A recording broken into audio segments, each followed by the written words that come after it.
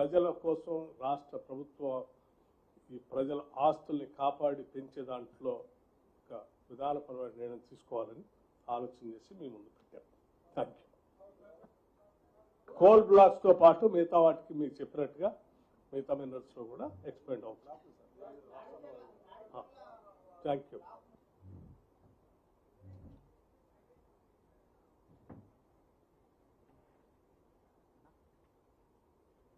అవగాహన లేకుండా ప్రశ్నలు అడిగితే నేనేం చెప్పలేను. I can't help it.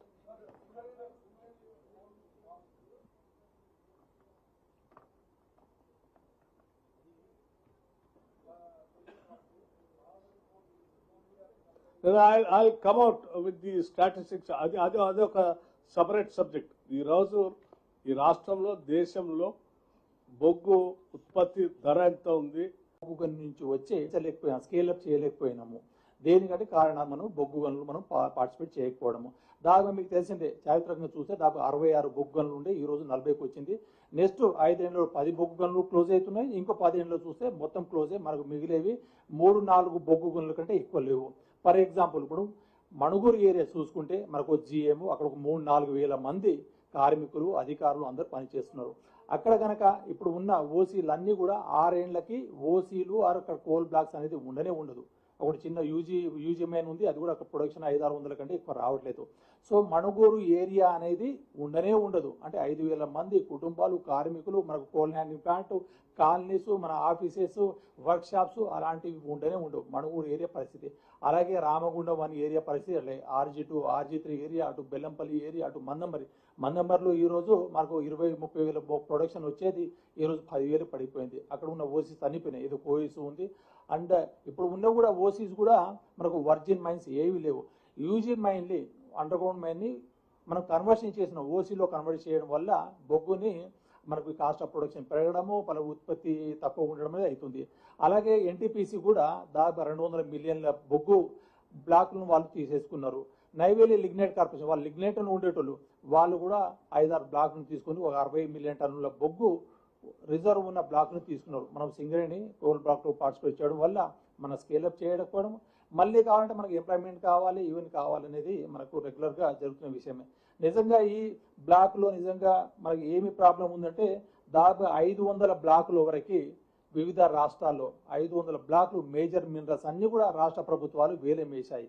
ఇదేదో ఈరోజు సింగరేణి సంస్థ బొగ్గులు ఆ వేలంలో పాల్గొడుతుందా, ఏదో నేరమో తప్పు చేస్తుందా, లేదు. కానే కాదు. దాదాపు 500 బ్లాకులు చూస్తే మీరు ఆంధ్రప్రదేశ్ ప్రభుత్వము వేలం వేసింది మనకు డిఫరెంట్ మైన్స్. ఒక్కడి మీరు చూస్తే semi precious stone, iron ore, manganese, gold, manganese, ఆ తర్వాత ఐరన్ ఓర్ అలాంటివన్నీ కూడా దాదాపు ఆంధ్రప్రదేశ్ రాష్ట్రంలోనే దాదాపుగా 29 బ్లాకు. అస్సాం చూస్తే 5 బ్లాకులు, అస్సాంలో లైమ్ స్టోను, ఆ తర్వాత Chhattisgarh gold stone, lime stone, bauxite, అలాగే అసోసియేట్ మినరల్స్ ఛత్తీస్గఢ్లో. తర్వాత వచ్చేస్తే గుజరాత్లో కూడా లైమ్ స్టోన్, బాక్సైట్ మన ఇండియాలో ఉన్నవన్నీ. దాదాపు గుజరాత్లో ఒక 40 బ్లాక్లు ఆక్షన్ చేశారు, జార్ఖండ్లో చేశారు. ఇవన్నీ కూడా రాష్ట్ర ప్రభుత్వాలు చేశాయి. గ్రాఫైట్, ఐరన్ ఓర్ లాగా. అలాగే అన్ని కర్ణాటకలో కానీ మనకు మధ్యప్రదేశ్లో కానీ అన్నీ కూడా ఆక్షన్ ప్రాసెస్ జరుగుతూనే ఉన్నాయి. ఇప్పుడే కదా 2022లో ఇక్కడ కూడా మనకు రాష్ట్ర ప్రభుత్వం ఒక జియో జారీ చేసిన విషయం మీకు అందరికీ తెలిసిందే. అలాగే ఇటు మొన్న కూడా మనం 16 జూలై రోజు మనకు తెలంగాణలో ఉన్న బ్లాక్లు దాదాపుగా 39 బ్లాక్ల కోసము మనం ఒక టెండర్ తీసాము. NIT మనకు డైరెక్టర్ మైన్స్ అండ్ జియాలజీ వాళ్ళు. సో ఇవన్నీ కూడా ఉండి ఒక కోల్కి ఒక డిఫరెంట్ రీజన్స్ నేను అఫీషియల్గా చెప్పొద్దు, ఎట్లాగో డిప్యూటీ సీఎం గారు చెప్పారు.